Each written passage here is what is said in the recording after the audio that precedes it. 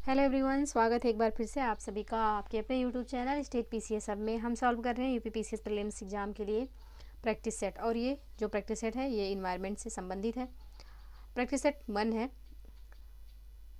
यहाँ पे इसकी टाइमिंग है 30 मिनट। 30 मिनट में हम ये पूरा प्रैक्टिस सेट कवर करने की कोशिश करेंगे। साथ ही में आप लोग भी इसको सॉल्व करते हुए चलिएगा। हम आपको टाइम देंगे आंसर बताने में। उसके पहले आप लोग क्वेश्चन को पढ़ के अच्छे से वीडियो पॉज करके सॉल्व कर सकते हैं। आप लोगों को पता होगा कि हर एग्जाम में यूपी पीसीएस प्रीलिम्स के लिए अगर आप प्रीवियस ईयर उठा के देखेंगे तो 15+ प्रश्न इन्वायरमेंट से पूछा गया। तो इसलिए इन्वायरमेंट जो है इम्पॉर्टेंट हो जाता है। इसको अच्छे से तैयार कर लीजिए, अभी टाइम है, ताकि आपके प्रश्न गलत ना होने पाए। तो चलिए स्टार्ट करते हैं आज का अपना ये प्रैक्टिस सेट। और आप लोगों को पता ही होगा कि जो एग्ज़ाम है वह 27 अक्टूबर को निर्धारित है। अब हमारे पास 2 महीने का टाइम बचा है, 60 दिन। तो उसी में हमको अच्छे से प्रिपरेशन करना है। तो आप लोग बिल्कुल टाइम है अभी, और अच्छे से इसको ध्यान में रखते हुए तैयारी करिए। जो भी आपका सब्जेक्ट वीक है अभी उस पर फोकस कर लीजिए। और ये देखिए सबसे ज़्यादा प्रीवियस ईयर उठा के ये कौन सा जो पेपर है, जो कौन सा सब्जेक्ट है जिससे ज़्यादा प्रश्न पूछे जा रहे हैं, तो उस सब्जेक्ट पे ज़्यादा फोकस करिए। तो यहाँ पे इन्वायरमेंट इंपॉर्टेंट है, इसलिए हम यहाँ पे इन्वायरमेंट का सॉल्व करेंगे प्रैक्टिस सेट। 2-3 प्रैक्टिस सेट अच्छे से सॉल्व करेंगे। इनसे वही सारे क्वेश्चन लिए गए हैं जो कि बार बार एग्जाम में पूछे जाते हैं। तो चलिए स्टार्ट करते हैं। वीडियो स्टार्ट करने से पहले आप लोगों से रिक्वेस्ट है कि आप चैनल पे नए हैं तो चैनल को प्लीज़ सब्सक्राइब कर लीजिए, साथ ही बेल आइकन को प्रेस कर लीजिए, और वीडियो को लाइक और शेयर करना ना भूलिएगा, और वीडियो को लास्ट तक देखिएगा। तो चलिए स्टार्ट करते हैं। यहाँ पे पहला प्रश्न है, पर्यावरण के अंतर्गत शामिल किया जाता है। ऑप्शन है किसी जीव के चारों ओर की भौतिक दशाओं को, किसी जीव के चारों ओर की जैविक दशाओं को, और जीवों की परस्पर अंतःक्रियाओं को, या फिर उपयुक्त सभी को। तो इसका आंसर क्या होगा? तो इसका आंसर हो जाएगा ऑप्शन डी, यानी कि ये तीनों जो ऑप्शंस हैं, यानी कि जीवों के चारों ओर की भौतिक दशाओं, जैविक दशाओं और अंतःक्रियाओं सबको शामिल किया जाता है। तो ऑप्शन डी यहाँ पे सही आंसर हो जाएगा। नेक्स्ट प्रश्न है, मूल रूप में पर्यावरण के कितने प्रकार के संघटक होते हैं? मूल रूप में पर्यावरण के कितने प्रकार के संघटक होते हैं? 2, 3, 4 या फिर 5? तो यहाँ पे मूल रूप से जो पर्यावरण के संघटक होते हैं यह 3 होते हैं। ऑप्शन बी यहाँ पे सही आंसर हो जाएगा। ये जो 3 संघटक होते हैं इनका नाम क्या है? तो पहला है जैविक संघटक, जिसके अंतर्गत मनुष्य, पेड़ पौधे, जंतु आदि शामिल किए जाते हैं। दूसरा है जैविक या भौतिक संघटक, जिसके अंतर्गत स्थल, वायु, जल इत्यादि को शामिल किया जाता है। और तीसरा संघटक है इस ऊर्जा संघटक, जिसके अंतर्गत सौर ऊर्जा तथा भूतापीय ऊर्जा को सम्मिलित किया जाता है। तो ऑप्शन बी यहाँ पे सही आंसर हो जाएगा। मूल रूप से पर्यावरण के 3 संघटक होते हैं। नेक्स्ट प्रश्न है, प्राकृतिक संसाधनों के उपयोग के संदर्भ में अंतरपीढ़ीगत संवेदनशीलता को कहा जाता है। ऑप्शन ए है संपूर्ण विकास, ऑप्शन बी है पीढ़ीगत विकास, ऑप्शन सी है धारणीय विकास, ऑप्शन डी है संवेदनशील विकास। तो इसे कहा जाता है धारणीय विकास। ऑप्शन सी यहाँ पे सही आंसर हो जाएगा। प्राकृतिक संसाधनों के उपयोग के संदर्भ में अंतरपीढ़ीगत संवेदनशीलता को धारणीय विकास अथवा सतत विकास कहा जाता है। धारणीय विकास की वह अवधारणा है जिसके अंतर्गत वर्तमान की आवश्यकताओं के साथ साथ भविष्य की आवश्यकताओं का भी ध्यान रखा जाता है। तो ऑप्शन सी यहाँ पे सही आंसर हो जाएगा। और 2023 का जो प्रीलिम्स हुआ था उसमें जो है उस पेपर में 2 से 3 क्वेश्चन जो है धारणीय विकास या सतत विकास से पूछा गया था। तो धारणीय विकास का जो इम्पॉर्टेंट प्रश्न है इसको आप लोग अच्छे से तैयार कर लीजिएगा। इससे प्रश्न जो है पेपर में आते ही आते हैं। तो ऑप्शन सी यहाँ पे सही आंसर हो जाएगा। नेक्स्ट प्रश्न है, सतत विकास के लिए आवश्यक तत्व है। ऑप्शन ए जैव विविधता का संरक्षण, ऑप्शन बी प्रदूषण का नियंत्रण, ऑप्शन सी जनसंख्या नियंत्रण, ऑप्शन डी उपयुक्त सभी। तो इसका जो सही आंसर हो जाएगा यह हो जाएगा ऑप्शन डी उपयुक्त सभी। सतत विकास के अभिप्राय ऐसे विकास से है जो कि भावी पीढ़ी की ज़रूरतें पूरी करने की क्षमता को प्रभावित किए बिना वर्तमान पीढ़ी की आवश्यकताओं की पूर्ति करे। सतत विकास के लिए जैव विविधता का संरक्षण, पर्यावरण प्रदूषण पर नियंत्रण तथा तीव्र जनसंख्या वृद्धि पर नियंत्रण आवश्यक है। तो ऑप्शन डी यहाँ पे सही आंसर हो जाएगा। नेक्स्ट प्रश्न है, चर्चित आवर कॉमन फ्यूचर नामक रिपोर्ट का प्रकाशन कब हुआ था? 1987, 1990, 1992 या फिर 1997? तो इसका जो सही आंसर हो जाएगा यह हो जाएगा ऑप्शन ए। ऑप्शन ए यहाँ पे सही आंसर हो जाएगा। World commission on environment and development यानी कि WCED ने वर्ष 1987 में चर्चित आवर कॉमन फ्यूचर नामक रिपोर्ट जारी किया था। इसका जो एक फेमस नाम हो जाएगा यह हो जाएगा ब्रटलैंड आयोग, ब्रटलैंड रिपोर्ट होगा इसका सही नाम, ब्रटलैंड रिपोर्ट। आवर कॉमन फ्यूचर का जो रिपोर्ट है इसका एक नाम और है ब्रटलैंड रिपोर्ट। इसको भी याद रखिएगा। कब का है? तो 1987 का है। ऑप्शन ए बिल्कुल सही आंसर हो जाएगा। नेक्स्ट प्रश्न है, पर्यावरण के जैविक एवं अजैविक संघटकों को मिलाने पर बनता है? इकोटोन, बायोम, पारिस्थितिक कर्मता या फिर सांस्कृतिक पर्यावरण। तो पर्यावरण के जैविक एवं अजैविक संगठनों को मिलाने से बायोम बनता है। ऑप्शन बी यहाँ पे सही आंसर हो जाएगा। वस्तुतः समस्त वनस्पतियां एवं प्राणियों के सम्मिलित रूप से सृजित पारिस्थितिक तंत्र को बायोम या जियोम कहा जाता है। तो ऑप्शन बी यहाँ पे सही आंसर हो जाएगा। नेक्स्ट प्रश्न है, जल के एक प्रकार से दूसरे रूप में परिवर्तित होते रहने की प्रक्रिया कहलाती है? ऑप्शन ए वाष्पीकरण, ऑप्शन बी संघनन, ऑप्शन सी जल चक्रण या फिर ऑप्शन डी उपयुक्त सभी। तो यहाँ पे जल के एक रूप से दूसरे रूप में परिवर्तित होने वाली प्रक्रिया जो है यह जल चक्रण कहलाती है। ऑप्शन सी यहाँ पे बिल्कुल सही आंसर हो जाएगा। इसी के अंतर्गत जो है वाष्पीकरण, संघनन ये सब आ जाएगा। तो जल चक्रण यहाँ पे बिल्कुल सही आंसर हो जाएगा। नेक्स्ट प्रश्न है, पर्यावरण में पाए जाने वाले जीव होते हैं? ऑप्शन ए है केवल स्वपोषी, ऑप्शन बी है केवल परपोषी, ऑप्शन सी है केवल स्वपोषी एवं परपोषी या फिर ऑप्शन डी है इनमें से कोई नहीं। तो पर्यावरण में पाए जाने वाले जीव क्या होते हैं? तो पर्यावरण में जो जीव पाए जाते हैं वह दो स्वपोषी और परपोषी दोनों होते हैं। तो ऑप्शन सी यहाँ पे सही आंसर हो जाएगा। नेक्स्ट प्रश्न है, निम्नलिखित कथनों पर विचार कीजिए। पहला कथन है सूक्ष्म जीवों को वियोजक यानी कि डिकम्पोजर भी कहा जाता है। दूसरा कथन है सूक्ष्म जीव के अंतर्गत सूक्ष्म जीवाणु तथा कवक इत्यादि शामिल किए जाते हैं। अब उपयुक्त में से सही कथन है यहाँ कौन सा यहाँ पे सही है? तो इस यहाँ पे दोनों कथन बिल्कुल सही हैं, यानी कि सूक्ष्म जीवों को वियोजक भी कहा जाता है और सूक्ष्म जीव के अंतर्गत सूक्ष्म जीवाणु तथा कवक इत्यादि शामिल है, ये भी सही है। तो ऑप्शन सी यहाँ पे सही आंसर हो जाएगा। नेक्स्ट प्रश्न है, पृथ्वी पर पाए जाने वाले जीवधारियों की ऊर्जा का अंतिम स्रोत है? ऑप्शन ए है पृथ्वी, ऑप्शन बी है सूर्य, ऑप्शन सी है समुद्र या फिर ऑप्शन डी है वायु। तो पृथ्वी पर पाए जाने वाले जीवधारियों का जो अंतिम ऊर्जा का स्रोत है वह है सूर्य। ऑप्शन बी यहाँ पे सही आंसर हो जाएगा।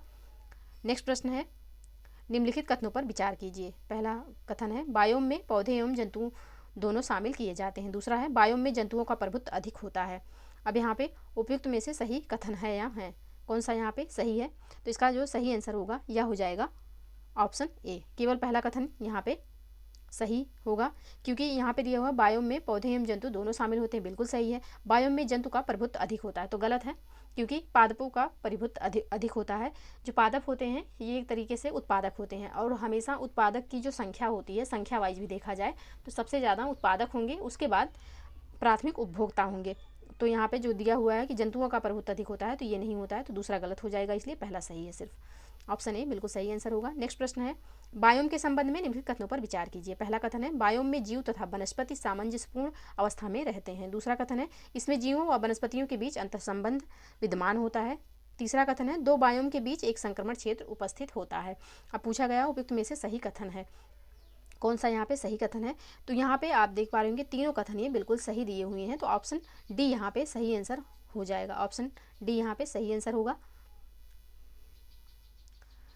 तो यहाँ पे जो दिया हुआ है कि दो बायोम के बीच संक्रमण क्षेत्र उपस्थित होता है, तो उस संक्रमण क्षेत्र को क्या कहते हैं? तो इकोटोन कहते हैं। इस संक्रमण क्षेत्र को दो बायोम के बीच में जो संक्रमण क्षेत्र होता है उसे इकोटोन कहते हैं। वहाँ पे जैव विविधता सर्वाधिक होती है। इसमें जीव व वनस्पतियों के बीच अंतर संबंध विद्यमान होता है, बिल्कुल सही है। बायोम में जीव तथा वनस्पति सामंजस्यपूर्ण अवस्था में रहते हैं, ये भी सही है। तो तीनों कथन यहाँ पे सही हो जाएंगे। ऑप्शन डी इसका सही आंसर होगा। नेक्स्ट प्रश्न है मरुस्थलीय बायोम के संबंध में निम्नलिखित में से कौन सा कथन सत्य नहीं है? पहला है ऑप्शन ए है इनका विस्तार दोनों गोलार्धों के उच्च अक्षांशों में पाया जाता है। ऑप्शन बी है यहाँ तापांतर अत्यंत अधिक पाया जाता है। ऑप्शन सी है यहाँ औसत वार्षिक वर्षा 20 सेंटीमीटर से कम होती है। ऑप्शन डी है यहाँ पौधों एवं घटकों का अभाव पाया जाता है। तो यहाँ पे कौन सा जो है कथन सत्य नहीं है? तो इसका जो सही आंसर होगा यह हो जाएगा ऑप्शन ए। ऑप्शन ए यहाँ पे सही नहीं है। मरुस्थलीय बायोम का विस्तार जो है यह दोनों गोलार्धों में मध्य अक्षांशों में प्रायः महाद्वीपों के पश्चिमी भागों में पाया जाता है। इन क्षेत्रों में दिन अत्यधिक गर्म और रातें अत्यंत ठंडी होती हैं, अर्थात यहाँ का तापांतर अत्यंत उच्च होता है। इस बायोम में औसत वार्षिक वर्षा 20 सेंटीमीटर से कम होती है। यहाँ खनिज की पर्याप्त उपलब्धता पाई जाती है, किंतु वनस्पति एवं अपघटकों का अभाव होता है। तो यहाँ पे पहला जो कथन दिया हुआ है ये सही नहीं है, क्योंकि ये दोनों गोलार्धों में जो है मध्य अक्षांशों में इनका विस्तार होता है, ना कि उच्च अक्षांशों में। तो ऑप्शन ए यहाँ पे सही आंसर हो जाएगा, क्योंकि प्रश्न में पूछा गया कौन सा कथन सही नहीं है। तो ऑप्शन ए सही आंसर। नेक्स्ट प्रश्न है निम्नलिखित में से कौन सा बायोम सबसे अधिक जैव विविधता बायोम वाला बायोम है? ऑप्शन ए है मरुस्थलीय बायोम, ऑप्शन बी है घास स्थल बायोम, ऑप्शन सी है उष्णकटिबंधीय वर्षावन बायोम या ऑप्शन डी है टुंड्रा बायोम। निम्नलिखित में से कौन सा बायोम सबसे अधिक जैव विविधता वाला बायोम है? तो इसका जो सही आंसर हो जाएगा यह हो जाएगा ऑप्शन सी, उष्णकटिबंधीय वर्षावन वाला बायोम जो है यह सर्वाधिक जैव विविधता वाला बायोम है।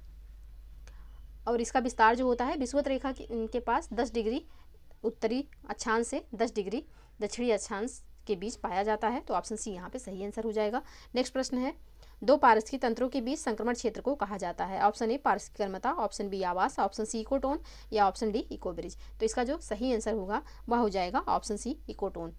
यानी कि दो पारिस्थितिक तंत्रों के बीच संक्रमण क्षेत्र को इकोटोन कहा जाता है। इकोटोन में दोनों ही पारिस्थितिक तंत्र की विशेषताएं कुछ मात्रा में पाई जाती हैं।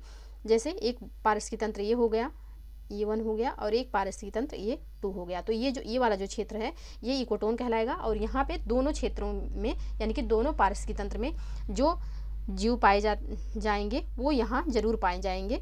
तो यहाँ की जैव विविधता भी अधिक होगी और यहाँ पे दोनों क्षेत्रों से संबंधित जो प्रजातियाँ हैं या फिर पेड़ पौधे हैं सब यहाँ पाए जाएंगे। तो ऑप्शन सी यहाँ पे सही आंसर हो जाएगा। नेक्स्ट प्रश्न है, निम्नलिखित पर विचार कीजिए। पर्यावरण सुरक्षा, पारिस्थितिकी संतुलन, आर्थिक दक्षता। अब यहाँ पे उपयुक्त में से किसे सतत विकास के संदर्भ में 3E में शामिल किया जाता है? 3E में किसे शामिल किया जाता है? तो इसका जो सही आंसर होगा यह हो जाएगा ऑप्शन सी, यानी कि तीनों को 3E में शामिल किया जाएगा। ऑप्शन सी यहाँ पे सही आंसर हो जाएगा। सतत विकास अथवा धारणीय विकास के पथ प्रदर्शक सिद्धांतों में शामिल पर्यावरण सुरक्षा यानी कि इन्वायरमेंटल प्रोटेक्शन, पारिस्थितिकी संतुलन यानी कि इकोलॉजिकल बैलेंस और आर्थिक दक्षता यानी कि इकोनॉमिकल इफिशियंसी को सम्मिलित रूप से 3E यानी कि 3E कहा जाता है। सतत विकास और इससे संबंधित निवारक उपाय इन पथ प्रदर्शक सिद्धांतों पर आधारित होते हैं। इस 3E पे निर्धारित होता है सतत विकास और इससे संबंधित निवारक उपाय। तो ऑप्शन सी यहाँ पे सही आंसर हो जाएगा। तीनों कथन सही हैं।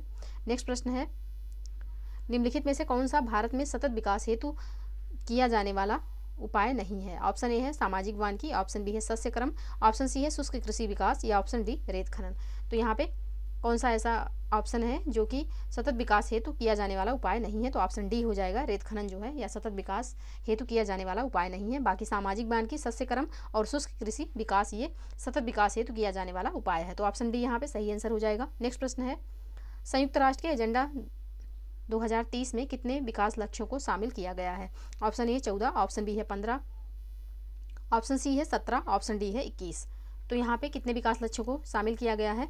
तो 17 विकास लक्ष्यों को शामिल किया गया। ऑप्शन सी यहाँ पे सही आंसर हो जाएगा। 2015 में इसे अपनाया गया है। उसका लक्ष्य क्या कब तक है? तो 2030 तक इसको पूरा करना है। यहाँ पे 17 SDG हैं, सस्टेनेबल डेवलपमेंट गोल इसको बोला जाता है। और इसको इस 17 लक्ष्य को आप लोग जरूर याद कर लीजिएगा, क्योंकि या तो आपको UPPCS प्रीलिम्स या फिर RO दोनों में से किसी न किसी एग्जाम में देखने को मिलेगा, और मे भी हो सकता है कि दोनों एग्जाम में आप लोगों को देखने को मिले, क्योंकि यहाँ से जरूर प्रश्न पूछा जाता है। जो इसके 17 लक्ष्य हैं इसको आपको रटा होना चाहिए, तो इसको जरूर याद कर लीजिएगा। ऑप्शन सी यहाँ पे सही आंसर हो जाएगा।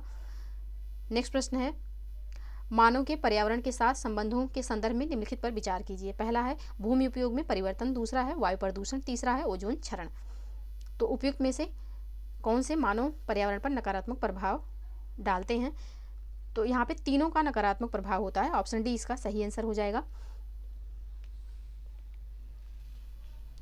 ऑप्शन डी बिल्कुल सही आंसर होगा, क्योंकि भूमि उपयोग में परिवर्तन, वायु प्रदूषण और ओजोन क्षरण तीनों का मानवीय पर्यावरण पर नकारात्मक प्रभाव है। ऑप्शन डी यहाँ पे सही आंसर हो जाएगा। नेक्स्ट प्रश्न है, जल, स्थल तथा वायु में इनके उप संघटक कहे जाते हैं? जैविक संघटक, अजैविक संघटक, ऊर्जा संघटक या फिर बाहरी संघटक।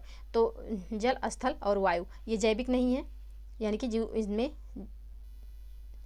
ये जीवित नहीं होते हैं, तो इसलिए ये अजैविक हो जाएंगे। तो ऑप्शन बी यहाँ पे सही आंसर हो जाएगा, अजैविक संघटक हैं ये। नेक्स्ट प्रश्न है, सुपोषण की प्रक्रिया निम्न में से किससे संबंधित है? ऑप्शन देखते हैं। ऑप्शन ए है जल निकायों में पोषक पदार्थों में वृद्धि से, जल निकायों में पोषक पदार्थों की कमी से, जल निकायों में ऑक्सीजन की मात्रा में वृद्धि से, इनमें से कोई नहीं। तो कौन सा यहाँ पे सही होगा? तो इसका जो सही आंसर हो जाएगा यह हो जाएगा ऑप्शन ए, यानी कि जल निकायों में पोषक पदार्थों की वृद्धि जो है यह क्या कहलाती है? तो यह सुपोषण कहलाती है। जब घरेलू अपशिष्ट, कूड़ा, कृषि अवशेष इत्यादि का संचयन किसी जल निकाय में होने लगता है, तब जल निकाय में पोषक पदार्थों में वृद्धि होती है, जिसके परिणाम स्वरूप जलीय वनस्पतियों एवं सूक्ष्म जीवों की संख्या में भी वृद्धि होती है और जल में घुलित ऑक्सीजन की मांग बढ़ जाती है। ऑक्सीजन की आपूर्ति कम होने के कारण जलीय जीव मरने लगते हैं। तो इसका जो सही आंसर हो जाएगा वह हो जाएगा ऑप्शन ए। नेक्स्ट प्रश्न है, निम्नलिखित में से कौन सा सुपोषण का स्पष्ट प्रभाव नहीं है? ऑप्शन ए है शैवालों की संख्या में वृद्धि, ऑप्शन बी है प्रजाति विविधता में वृद्धि, ऑप्शन सी है जल प्रदूषण, या ऑप्शन डी है मछलियों की मृत्यु।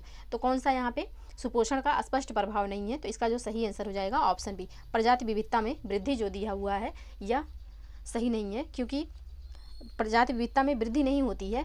जो जीव होते हैं उनकी किसी एक संख्या में, जैसे शैवालों की वृद्धि हो गई अत्यधिक मात्रा में, तो वो ऑक्सीजन की जो डिजॉल्व ऑक्सीजन होती है पानी में उसको अवशोषित कर लेते हैं। तो और जो जैसे मछली हो गई, ये सबको जब ऑक्सीजन नहीं मिलता तो ये मरने लगती हैं। तो प्रजातियों की विविधता यहाँ पे नहीं होती है, विविधता में वृद्धि नहीं होती है, जबकि किसी स्पेशल एक प्रजाति या फिर दो प्रजाति की संख्या में वृद्धि हो जाती है, जिससे और प्रजातियाँ प्रभावित हो जाती हैं। तो ऑप्शन बी यहाँ पे सही आंसर हो जाएगा। नेक्स्ट प्रश्न है, परवालों के संदर्भ में निम्नलिखित कथनों पर विचार कीजिए। पहला है, इन्हें समुद्री पारितंत्र में कीस्टोन प्रजाति माना जाता है। परवाल जुजेंथले नामक शैवालों के साथ सहोपकारिता करते हैं। और तीसरा पॉइंट है, परवाल विरंजन का सबसे प्रमुख कारण ग्लोबल वार्मिंग है। तो यहाँ पे जो दिया हुआ है कि कीस्टोन प्रजातियाँ वो होती है कि जिनकी संख्या तो कम होती है लेकिन उनका प्रभाव बहुत ज़्यादा होता है। जैसे अंजीर का पेड़ होता है, जैसे जिसको गांव में गूलर कहा जाता है, गूलर होता है तो उस पर एक पौधा होता है, उस पर कितने सारे जीव जंतु निर्भर होते हैं और उसका पौधा ज़्यादा भी पर्यावरण में नहीं होता है, तो एक पौधे पे कितने सारे जीव जंतु उस पर पशु पक्षी निर्भर होते हैं। तो इसलिए वो कीस्टोन प्रजाति है, तो जिसका मात्रा यानी कि संख्या जिसका पर्यावरण में कम हो लेकिन उसका प्रभाव अधिक हो, उसे कीस्टोन प्रजाति कहते हैं। तो कीस्टोन के बारे में आप लोग समझ गए होंगे। तो आगे देखते हैं, अब यहाँ पे पूछा गया है कौन सा कथन सही है। तो इसका जो सही आंसर हो जाएगा यह हो जाएगा ऑप्शन डी। तीनों कथन यहाँ पे सही है, ऑप्शन डी इसका सही आंसर होगा। नेक्स्ट प्रश्न है, मरुस्थलीय पारितंत्र के जीवों के संबंध में निम्न में से कौन सा कथन सत्य है? पहला है, वे प्रायः रातिचर होते हैं, ऑप्शन बी है वे लंबी टांगों वाले होते हैं, ऑप्शन सी है ये बहुत धीमा चलने वाले होते हैं, या फिर ऑप्शन डी है ये गाढ़ा मूत्र का उत्सर्जन करते हैं। ऑप्शन डी यहाँ पे है कि ये गाढ़े मूत्र का उत्सर्जन करते हैं। अब कौन सा यहाँ पे सत्य नहीं है ये पूछा गया है? तो वे प्रायः रातिचर होते हैं, बिल्कुल सही। वे लंबी टांगों वाले होते हैं ताकि वो जो गर्म बालू होता है उनसे थोड़ा उनकी हाइट ऊपर रहे तो जलने से बचें, ये भी सही है। ये गाढ़े मूत्र का उत्सर्जन करते हैं, ये भी सही है क्योंकि पानी की बचत करते हैं। ये बहुत धीमा चलने वाले होते हैं, ये यहाँ पे सही नहीं है, ये धीमा नहीं चलते हैं। तो ऑप्शन सी इसका सही आंसर हो जाएगा। और रेगिस्तान का जहाज ऊँट को बोला जाता है। आप लोग देखेंगे कि ऊँट कितने पैर लंबे होते हैं और साथ ही ऊँट जो है उसके पैर गद्दीदार भी होते हैं ताकि वो रेत में जले नहीं और रेत में धंसे भी नहीं। तो ऑप्शन सी यहाँ पे सही आंसर हो जाएगा क्योंकि यह कथन सही नहीं है। नेक्स्ट प्रश्न है, निम्न अक्षांशों से उच्च अक्षांशों की तरफ जाने पर किसी पारिस्थितिकी तंत्र की उत्पादकता में कमी आती है, जैव विविधता में कमी आती है, उपयुक्त दोनों, उपयुक्त में से कोई नहीं। तो हाँ, अगर आप विषुवत रेखा से ऊपर की तरफ जाएंगे दोनों गोलार्धों में यानी कि ध्रुवों की ओर बढ़ेंगे तो आपको उत्पादकता में भी कमी आएगी और जैव विविधता में भी कमी आएगी। तो ऑप्शन सी यहाँ पे सही आंसर हो जाएगा क्योंकि उत्पादकता और जैव विविधता सूर्य ताप पर यानी कि सौर ऊर्जा पर निर्भर करते हैं और सबसे ज़्यादा सौर ऊर्जा 23 डिग्री नॉर्थ से लेकर 23 डिग्री साउथ तक ही प्राप्त होती है। तो इसी क्षेत्र में सबसे ज़्यादा जैव विविधता पाई जाती है। उत्पादकता भी इसी क्षेत्र में सबसे ज़्यादा पाई जाएगी। जब हम ध्रुवों की तरफ जाएंगे तो सूर्य की रोशनी भी कम होती जाएगी और हमें उत्पादकता और जैव विविधता में भी कमी होती दिखाई देगी। तो ऑप्शन सी यहाँ पे सही आंसर हो जाएगा। नेक्स्ट प्रश्न है, पारिस्थितिकी तंत्र के क्रियात्मक समूह के तत्व हैं उत्पादकता, उपभोक्ता, अपघटक या फिर उपयुक्त सभी। तो इसका जो सही आंसर हो जाएगा यह हो जाएगा ऑप्शन डी, उपयुक्त सभी।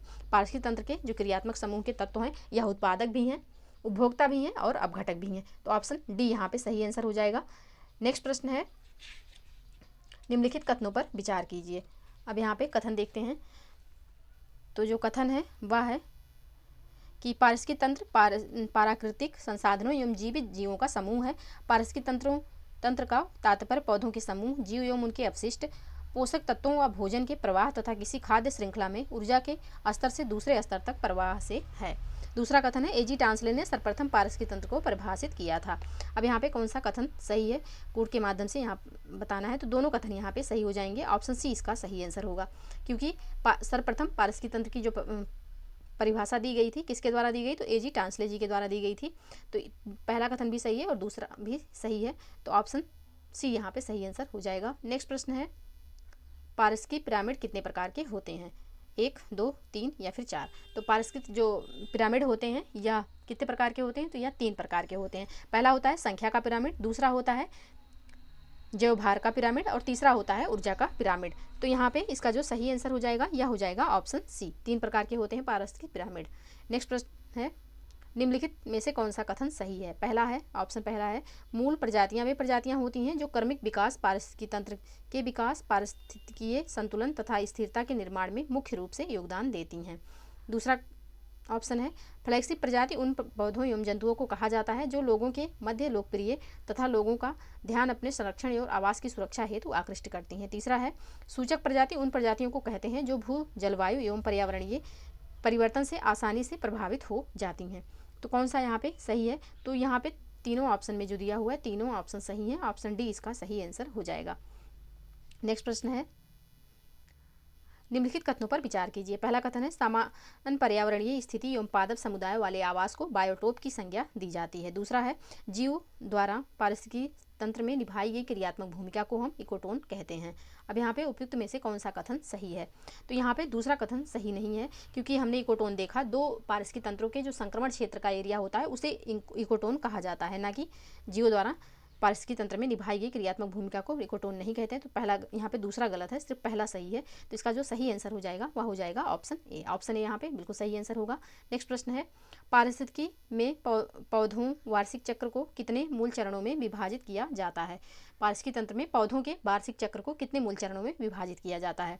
2, 3,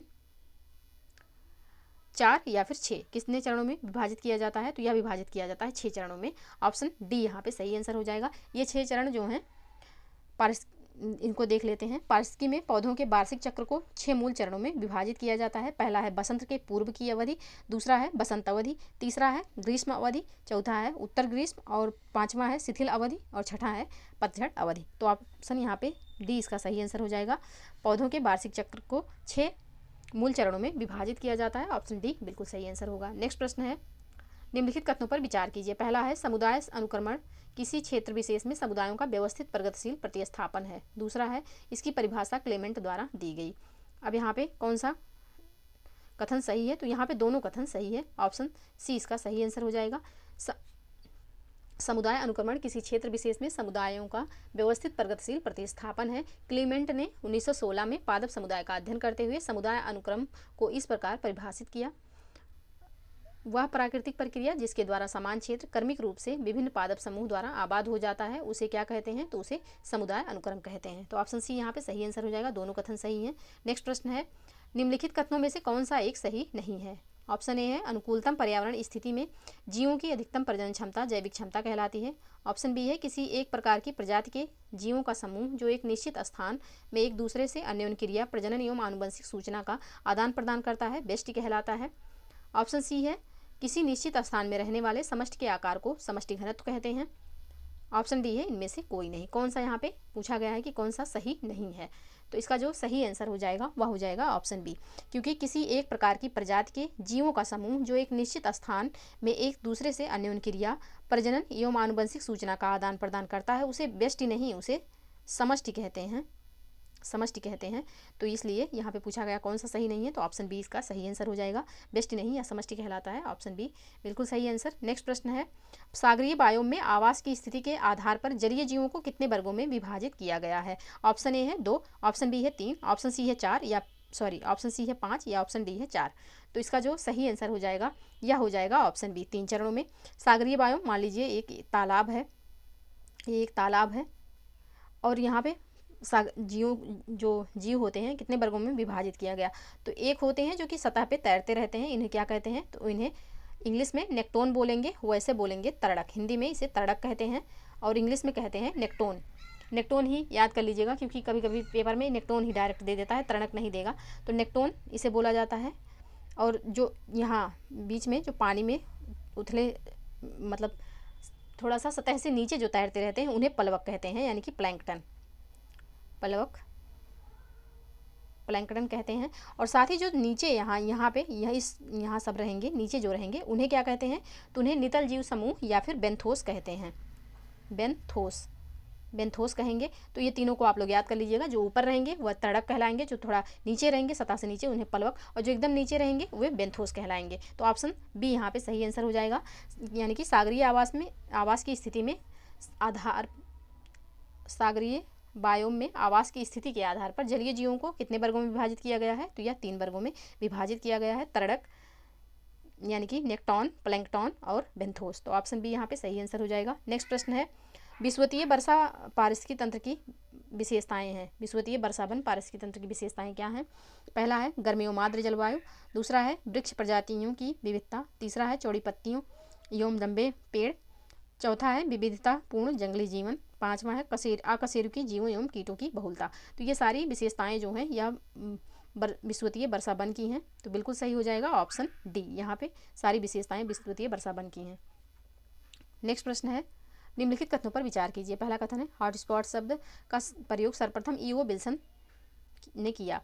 दूसरा है, हॉटस्पॉट से आशय उस भौगोलिक क्षेत्र से है जिसकी जैव विविधता को मनुष्य की विभिन्न अनैतिक गतिविधियों के कारण खतरा उत्पन्न हो रहा है। उपयुक्त में से कौन सा कथन असत्य है? तो यहाँ पे पहला जो है यह असत्य है, क्योंकि हॉटस्पॉट का जो कॉन्सेप्ट दिया गया यह ईओ विल्सन के द्वारा नहीं, नॉर्मन मायर्स के द्वारा दिया गया था, नॉर्मन मायर्स के द्वारा, और जो ओ विल्सन है इनके द्वारा जैव विविधता शब्द का प्रयोग किया गया था।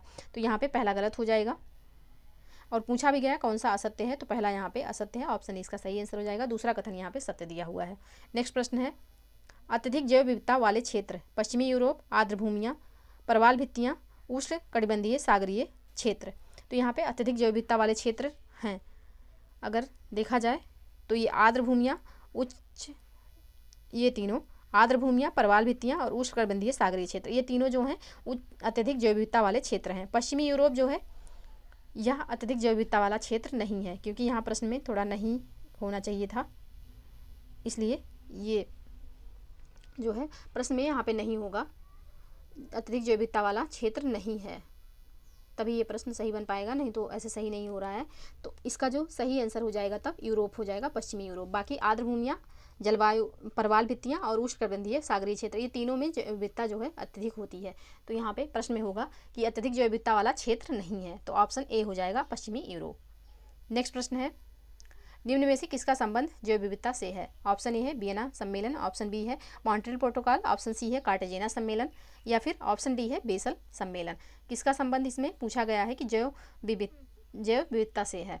तो इसका जो सही आंसर होगा यह हो जाएगा ऑप्शन सी, कार्टेजेना सम्मेलन का जो संबंध है जैव विविधता से है। और यह कब से प्रभावी हुआ? तो 2003 से। ऑप्शन सी यहाँ पे सही आंसर हो जाएगा। नेक्स्ट प्रश्न है, सुमेलित नहीं है, रामसर स्थल दिया हुआ है और राज्य दिया हुआ है भारत के। आसन पंजाब, लोकटक झील मणिपुर, त्योह झील लद्दाख, नूर मधमेश्वर महाराष्ट्र। कौन सा इसमें से सुमेलित नहीं है? तो आसन जो है यह पंजाब का नहीं, यह उत्तराखंड का स्थल है, जो कि रामसर स्थल है। तो यहाँ पे ये सुमेलित नहीं है, ऑप्शन ए यहाँ पे सुमेलित नहीं है। बाकी लोकटक झील मणिपुर बिल्कुल सही है, त्योह झील लद्दाख ये भी सही है, नूर मधमेश्वर जो है यह महाराष्ट्र में, ये भी सही है। तो ऑप्शन ए यहाँ पे सुमेलित नहीं है, ये इसका आंसर हो जाएगा। नेक्स्ट प्रश्न है, पहला कथन है, बाढ़, सूखा, ज्वालामुखी एवं भूकंप आदि अनेक ऐसे कारक हैं जो किसी जाति की विलुप्ति के लिए उत्तरदायी साबित होते हैं। कौन सा कथन असत्य है? दोनों कथन यहाँ पे सत्य हैं, ऑप्शन सी इसका सही आंसर हो जाएगा, कोई भी यहाँ पे गलत नहीं है। नेक्स्ट प्रश्न है, जीन पुल शब्द का प्रयोग सर्वप्रथम किसने किया था? ऑप्शन ए है हर्लेन एवं डिबेट, ऑप्शन बी है बेबीलोव क्रिसी हम्फ्रीज, और ऑप्शन सी है सी ओडम, या फिर ऑप्शन डी पॉल विलियम्स। तो जीन पुल शब्द का प्रयोग सर्वप्रथम किसने किया था? तो इसका जो सही आंसर होगा यह हो जाएगा ऑप्शन ए, हर्लेन एंड डिबेट ने जीन पुल शब्द का सर्वप्रथम प्रयोग किया था। सभी जीवों में पैतृक गुणों को एक पीढ़ी से दूसरी पीढ़ी में जाने की एक क्षमता होती है। यह पैतृक गुण जीवों की कोशिकाओं में उपस्थित रहते हैं। पादप और जंतु कोशिकाओं दोनों के परिदृश्य में उक्त आनुवंशिक पदार्थ के कुल योग को जीन पुल कहते हैं। तो जीन पुल क्या होता है इसको हमने देखा। और इस शब्द का जो सर्वप्रथम प्रयोग किया गया था किसके द्वारा किया गया? तो यह किया गया हार्लेन एवं डिबेट के द्वारा, ऑप्शन ए इसका सही आंसर हो जाएगा। नेक्स्ट प्रश्न है, निम्न में से जैव विविधता के लाभ नहीं है। ऑप्शन ए है पौधों और पशुओं के अनेक उत्पाद, ऑप्शन बी है 20 सेंटीमीटर औसत वार्षिक वर्षा होना, ऑप्शन सी है खाद्य श्रृंखला और खाद्य जाल, ऑप्शन डी है प्रकाश संश्लेषण एवं शोषण। तो यहाँ पे जैव विविधता के लाभ कौन नहीं है? तो 20 सेंटीमीटर औसत वार्षिक वर्षा होना यह जैव विविधता का लाभ नहीं है, ऑप्शन बी यहाँ पे सही आंसर हो जाएगा। नेक्स्ट प्रश्न है, जैव विविधता का मापन किया जाता है? अल्फा विविधता, बीटा विविधता, गामा विविधता या फिर उपयुक्त सभी? तो जैव विविधता का जो मापन है 3 टाइप से किया जाता है, अल्फा, बीटा और गामा। तो ये तीनों होंगे, तो ऑप्शन डी यहाँ पे सही हो जाएगा, उपयुक्त सभी।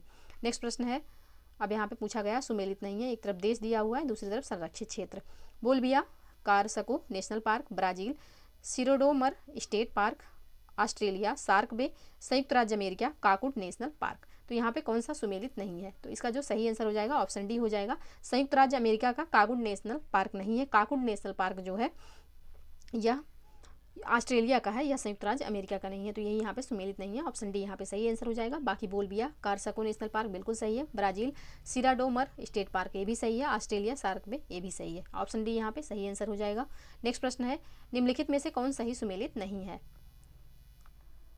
ऑप्शन ए है पृथ्वी दिवस 22 अप्रैल, ऑप्शन बी है विश्व खाद्य दिवस 16 अक्टूबर, ऑप्शन सी है विश्व आर्द्रभूमि दिवस 5 फरवरी, ऑप्शन डी है विश्व ओजोन दिवस 16 सितंबर। तो इसका जो सही आंसर हो जाएगा, आप लोग कमेंट सेक्शन में इसको बताइएगा इसका सही आंसर क्या होगा। इसका आप लोग सही जो है सही आंसर जरूर बताइएगा कि विश्व आर्द्रभूमि दिवस एग्जैक्ट डेट क्या है।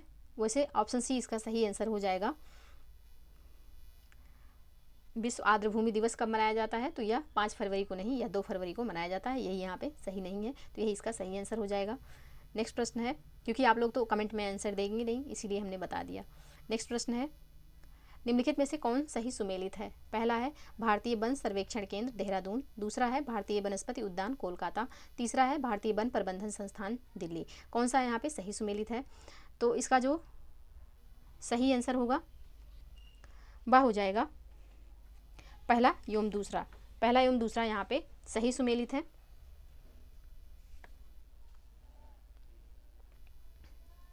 ऑप्शन ए यहाँ पे सही आंसर हो जाएगा। बाकी जो ये भारतीय वन प्रबंधन संस्थान दिया हुआ है यह दिल्ली में नहीं स्थित है, यह भोपाल में स्थित है, भोपाल में। तो भारतीय वन सर्वेक्षण संस्थान केंद्र देहरादून बिल्कुल सही है, भारतीय वनस्पति उद्यान कोलकाता ये भी सही है, भारतीय वन प्रबंधन संस्थान दिल्ली में ना होकर के भोपाल में स्थित है ये भी सही है। तो यहाँ पे पूछा गया है चूंकि कि कौन से दो सही सुमेलित हैं, तो पहला एवं दूसरा हो जाएगा, तीसरा यहाँ पे दिल्ली दिया हो तो इसलिए गलत हो जाएगा, तो ऑप्शन ए बिल्कुल सही आंसर होगा। नेक्स्ट प्रश्न है, निम्नलिखित कथनों पर विचार कीजिए। संयुक्त राष्ट्र पर्यावरण कार्यक्रम की स्थापना 1972 में की गई थी, इसका मुख्यालय जिनेवा में है, इस संस्था के द्वारा पर्यावरण के क्षेत्र में गोल्डमैन पुरस्कार दिया जाता है। अब यहाँ पे पूछा गया है कि कौन सा कथन सही नहीं है, तो आपको बता दें कि इसकी जो स्थापना हुई थी 1972 में हुई थी, बिल्कुल सही है, लेकिन इसका मुख्यालय केन्या के नैरोबी में है, जिनेवा में नहीं है, तो पहला कथन दूसरा कथन यहाँ पे गलत हो जाएगा। तीसरा है कि इस संस्था के द्वारा पर्यावरण क्षेत्र में गोल्डमैन पुरस्कार दिया जाता है, तो गोल्डमैन पुरस्कार इसके द्वारा नहीं दिया जाता है, ये भी कथन यहाँ पे गलत हो जाएगा, क्योंकि इसके द्वारा जो पुरस्कार दिया जाता है वह ग्लोबल 500 है। तो पहला दूसरा एवं तीसरा गलत हो जाएगा, पहला सही है, तो इसका जो सही आंसर होगा वह हो जाएगा, चूंकि प्रश्न में पूछा गया है कौन सा कथन सही नहीं है, तो दूसरा एवं तीसरा सही नहीं है, ऑप्शन बी सही आंसर हो जाएगा। नेक्स्ट प्रश्न है, निम्नलिखित में कौन सही सुमेलित है? संस्था, और एक तरफ संस्था दिया हुआ है, दूसरी तरफ स्थापना वर्ष है। IPCC inter governmental panel on climate change, जिसका नाम है जलवायु परिवर्तन पर अंतर्राष्ट्रीय कार्यदल, इसकी स्थापना 1988। नेक्स्ट है WNO यानी कि वर्ल्ड नेचर ऑर्गेनाइजेशन, जिसका नाम है विश्व प्रकृति संस्था, 2014। IWMI यानी कि इंटरनेशनल वाटर मैनेजमेंट इंस्टीट्यूट, अंतर्राष्ट्रीय जल प्रबंधन संस्थान, 1985। अब यहाँ पे पूछा गया है कि कौन सा सही सुमेलित है, तो यहाँ पे आंसर करना है कि कौन सा यहाँ पे सही सुमेलित है, तो इसका जो सही आंसर हो जाएगा यह हो जाएगा ऑप्शन डी। यहाँ पे सभी जो दिए हुए हैं सभी सही सुमेलित हैं, ऑप्शन डी इसका सही आंसर हो जाएगा। यानी कि IPCC यानी कि inter governmental panel on climate change 1988 में इसकी स्थापना हुई थी, बिल्कुल सही है। और WNO यानी कि वर्ल्ड नेचर ऑर्गेनाइजेशन 2014 में स्थापित हुआ, ये भी सही है। IWMI यानी कि इंटरनेशनल वाटर मैनेजमेंट इंस्टीट्यूट 1985 में स्थापित हुआ था, ये भी सही है। तो इसका जो सही आंसर ऑप्शन डी बिल्कुल सही आंसर हो जाएगा। 2 बार इसको हमने इसलिए पढ़ा कि आप लोग थोड़ा ध्यान दीजिएगा, ऐसी संस्थाएँ हमेशा एग्जाम में पूछा जाता है। नेक्स्ट प्रश्न है, निम्नलिखित में से कौन सा सही सुमेलित नहीं है? स्टॉकहोम सम्मेलन 1972, मॉन्ट्रियल सम्मेलन 1987, जोहान्सबर्ग पृथ्वी सम्मेलन 2002, पृथ्वी शिखर सम्मेलन 1998। कौन सा यहाँ पे सही सुमेलित नहीं है? तो इसका जो सही आंसर हो जाएगा ये हो जाएगा ऑप्शन डी, पृथ्वी शिखर सम्मेलन 1998 में नहीं, पृथ्वी शिखर सम्मेलन 1992 में कहाँ हुआ था? तो ये हुआ था ब्राज़ील की राजधानी रियो डी जेनेरियो में, और इसे अर्थ समिट भी कहा जाता है, और इसी सम्मेलन में एजेंडा 21 स्वीकृत किया गया था। तो ऑप्शन डी यहाँ पे सही आंसर हो जाएगा। नेक्स्ट प्रश्न है, निम्नलिखित में से किस पर्यावरण पुरस्कार को ग्रीन ऑस्कर भी कहा जाता है? इस प्रश्न का आंसर आप लोग कमेंट सेक्शन में ज़रूर दीजिएगा। इसका जो है आंसर हम नेक्स्ट प्रैक्टिस सेट में बता देंगे। यानी कि निम्नलिखित में से किस पर्यावरण पुरस्कार को ग्रीन ऑस्कर भी कहा जाता है? प्रश्न संख्या 50 का आंसर आप लोग कमेंट सेक्शन में बताइएगा। इसका राइट आंसर हम नेक्स्ट टेस्ट सीरीज में बताएंगे। तो आज के लिए बस इतना ही, मिलते हैं नेक्स्ट वीडियो में। तब तक आप लोग पढ़ते रहिए, स्वस्थ रहिए, और हाँ, वीडियो को लाइक और शेयर जरूर कर दीजिएगा। चैनल पे यदि नए हैं तो चैनल को प्लीज़ सब्सक्राइब कर लीजिए। तो पढ़ते रहिए, स्वस्थ रहिए। जय हिंद, जय भारत।